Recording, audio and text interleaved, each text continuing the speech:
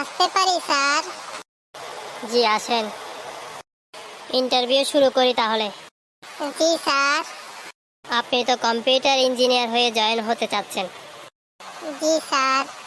আচ্ছা ঠিক আছে, তাহলে আপনাকে একটি সহজ প্রশ্ন দিয়ে শুরু করি। আচ্ছা ধরেন 1 কেজি আপেলের দাম যদি 100 টাকা হয়, 100 গ্রাম আপেলের দাম কত?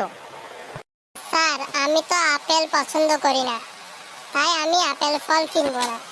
আচ্ছা আপনাকে আপেল কিনতে হবে না, যদি আপনার বাবা আপেল কিনে তাহলে?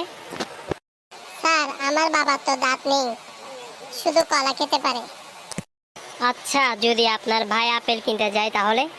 আমার ভাই তো এখনো ছোট, ও তো পড়ালেখা করতে পারে না, তাই ও হিসাব করে বেরও করতে পারবে না।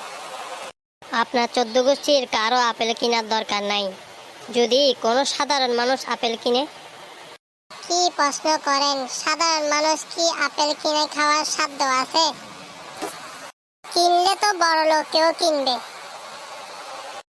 আচ্ছা যদি বড়লোক কেউ আপেল কিনে? বড় লোক কিনলে 1 কেজি 2 কেজি কিনবে, 100 গ্রাম কেন কিনবে? সামান্য আপেল নিয়ে আপনি এত কথা বলছেন? স্যার আপনার এই কথা আমি মানতে পারলাম না। পৃথিবীতে 4টা আপেল বিখ্যাত। 1 নম্বর হচ্ছে নিউটনের আপেল। নিউটনের মাথার উপর আপেল পড়েছিল বলে আজ মহাকর্ষ, অভিকর্ষ বল এগুলো পড়তে হয় আমাদের। আজ যদি নিচে না পড়ে উপরে উঠে যেত তাহলে হয়তোবা আমাদের এই পড়ালেখা করতে হতো না। দ্বিতীয় আপেল হলো হযরত আদম আলাইহিসসালামের কামড়ানো আপেল। আজ যদি হযরত আদম আলাইহিসসালাম আপেল না খেত তাহলে আমরা এতদিনে বেহেশতে থাকতাম। 3 নম্বর আপেল হলো স্টিভ জবসের কামড়ানো আপেল। তার জন্য এখন আইফোন 1 2 3 4 5 6 7 8 এখন বর্তমানে 16 নম্বর। চতুর্থ আপেল হলো আজকের দিনের আপেল। এই আপেলের উপর নির্ভর করলো আজকে আমার চাকরি হবে কি হবে না।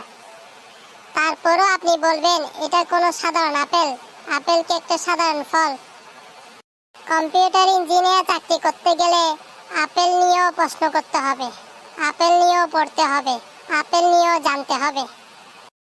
ভাই আপনি বের হয়ে যান, আপনার আর চাকরি করতে হবে না।